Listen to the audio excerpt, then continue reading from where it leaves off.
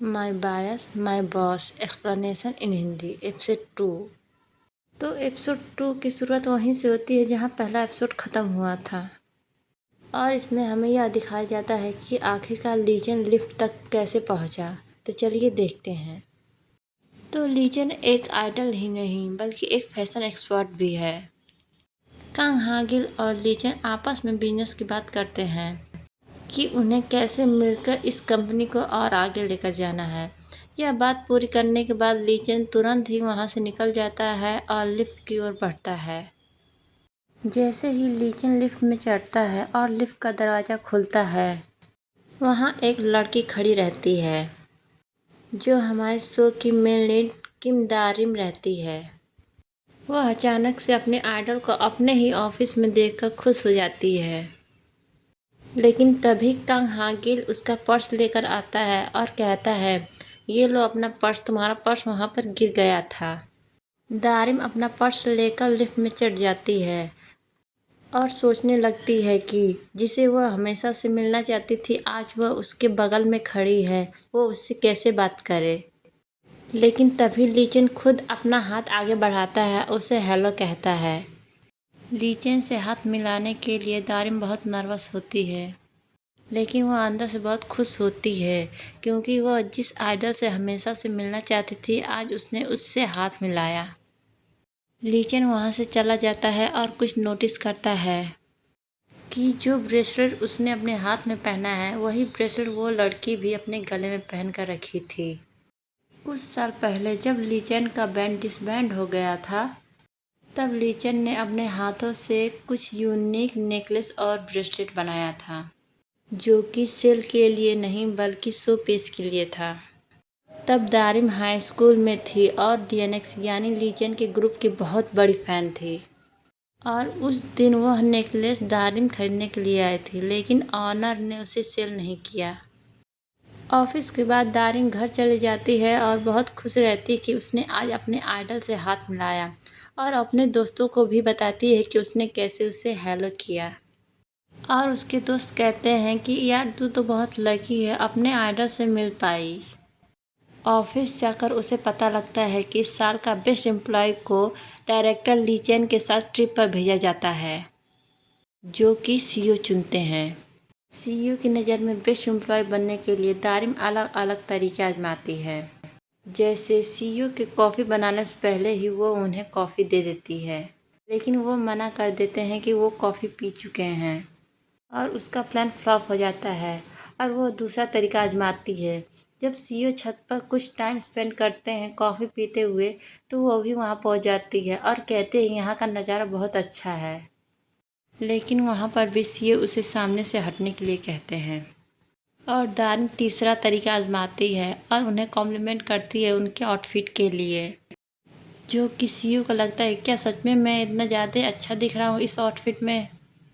और दारिम ऑफिस के बाद घर चली जाती है और दारिम को पता चलता है कि सीईओ कांग हागिल और लीचेन डेट कर रहे हैं, लेकिन वो इस अफवाह को नहीं मानती और खाना खाने लगती है। और फिर दिखाया जाता है कि सीईओ कांग हागिल के घर लीचेन है और वह उनके घर पर रात भर सो रहा था, जिससे यह अफवाह पक्की हो जाती है कि सीईओ कांग हागिल और डायरेक्टर लीचेन डेट कर रहे हैं। लीचेन के एक कोवर्कर ने उसे एक गिफ्ट दिया था जो कि वो सीईओ कांग हागिल को दे देता है।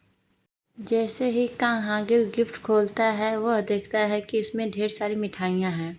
वह उसमें से एक मिठाई उठाकर खा लेता है और जैसे ही वह दूसरी मिठाई खाने के लिए उसे उठाता है वह देखता है कि उसमें कुछ अजीब चीज़ें हैं और वह उसे तुरंत वहीं पर फेंक देता है और उस गिफ्ट को उठाकर वह अपने अलमीरा में रख देता है और लीचेन को कॉल करता है कि अपना गिफ्ट वापस ले जा। और फिर सीईओ मीटिंग में चले जाते हैं और उन्हें एक वॉलंटियर चुनना होता है, जो कि दारिम खुद कहती है कि उसे वॉलंटियर करना है। दारिम सीईओ के ऑफिस में जाती है। उसे वहाँ पर एक नोट मिलता है जिससे उसे शक होने लगता है कि क्या सच में सीईओ कांग हागिल और डायरेक्टर लीचेन डेट कर रहे हैं। दारिम और सीईओ कांग हागिल वॉलंटियर के लिए निकल जाते हैं और सीईओ रास्ते में दारिम से पूछते हैं कि तुम्हारी प्रोफाइल इतनी ज़्यादा अच्छी थी तो तुमने अपोलो को ही क्यों चुना। तो दारिम धीरे से कहती है कि उसे किसी से मिलना था, लेकिन सीईओ भी सुन लेते हैं और कहते हैं किससे मिलना था। और दारिम झूठ बोल देती है कि उसे नए लोगों से मिलना था। वॉलंटियर वाली जगह पर जाकर दारिम को पता चलता है कि जो स्टेज है उस पर बहुत ज़्यादा फिसलन है, जिसकी वजह से मॉडल गिर जा रहे हैं। तो वह खुद स्टेज पर चढ़कर चेक करने लगती है कि कितनी ज़्यादा फिसलन है और रैंप वॉक करने लगती है। तभी उसका पैर भी फिसल जाता है, लेकिन सीईओ का हाकिल दौड़कर उसे पकड़ लेते हैं और वह बच जाती है। और सीईओ कहते हैं कि क्या तुम ठीक हो। तो दारी एम्बैरेस होकर कहती है कि हाँ मैं ठीक हूँ। अगला सीन में दिखाया जाता है लीजन और उसकी कोवर्कर के बारे में, जो कि लीजन और उसकी कोवर्कर डेट कर रहे थे, लेकिन लीजन उससे ब्रेकअप कर लेते हैं। लेकिन उनकी कोवर्कर ब्रेकअप नहीं करना चाहती है। फिर सीईओ और दारी वॉलंटियर करने के बाद ऑफिस जाने लगते हैं। तभी लीजन का कॉल आता है और कहता है कि तुम कहाँ हो। सीईओ कहते हैं कि मैं ऑफिस पहुँचने वाला हूँ और तुम कहाँ हो। तो लीचन कहता है कि पता नहीं, रात भर साथ थे तो इतनी जल्दी याद आ गई। ये बात सुनकर दारिम का शक यकीन में बदल जाता है और वह देर रात तक ऑफिस में काम करती है। तभी वहाँ लीचन आ जाता है। तो वो कहता है कि क्या तुम डीएनएक्स की फ़ैन हो। और लीचन को पता चल जाता है कि उसका बायस मैं ही हूँ। तो लीचन उसे उसका फ़ोन मांगता है, लेकिन वह अपना फ़ोन ऑफिस में ही भूल जाती है। वह उसके हाथ पर अपना फ़ोन नंबर दे देता है और कहता है कॉल करना। और यह बात दारिम अपने दोस्तों को बताती है कि लीचन ने अपना नंबर दिया है। उसकी दोस्त कहती हैं कि कॉल कर, लेकिन दारिम नहीं करती है तो वह खुद ही कर लेती हैं। तो लीचन का फ़ोन उसकी कोवर्कर उठाती है और कहती है कि तुम कौन हो। और दारिम को लगता है कि लीचन की सच में एक गर्लफ्रेंड है और वह डर के मारे फ़ोन काट देती है। लेकिन बात तो ये है कि कोवर्कर ही लीचन के ड्रेसिंग रूम में आ जाती है और उसका फ़ोन उठाती है। और दारिम यह बात सोचकर बहुत परेशान होती है कि क्या सच में उसकी कोई गर्लफ्रेंड है। ऑफिस आते वक्त सीईओ कांग हागिल को देखती है तो उसे लगता है कि सीईओ कांग हागिल और लीचन का सच में ब्रेकअप हो गया है। तो वह अपनी कॉफ़ी सीईओ कांग हागिल को दे देती है और कहती है कि हिम्मत रखिए, और वहाँ से चली जाती है।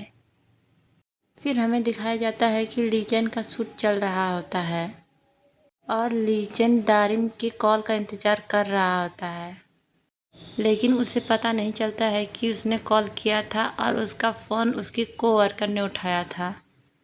दारिम देर रात तक ऑफिस में काम करती है और काम करने के बाद ऑफिस से निकल जाती है। जैसे ही वो ऑफिस से बाहर निकलती है वह देखती है कि बारिश हो रही है, लेकिन उसके पास कोई अम्ब्रेला नहीं है। तभी पीछे से सीईओ कांग हागिल आ जाते हैं और उससे छाता शेयर करते हैं और कहते हैं कि चलो मैं तुम्हें घर छोड़ देता हूँ। और बातें करते करते वो दोनों घर पहुँच जाते हैं। लेकिन रास्ते में एक बाइक वाला आ जाता है और दारिम को टक्कर मारने वाला ही रहता है कि तभी सीईओ कांग हागिल दारिम को बचा लेते हैं और हमारा एपिसोड यहीं पर ख़त्म हो जाता है। और फ्लैशबैक दिखाया जाता है कि सीईओ कांग हागिल आखिरकार दारिम के पीछे कैसे पहुंच गए। एपिसोड 2 यहीं पर ख़त्म हो जाता है। अब मिलते हैं अगले एपिसोड में।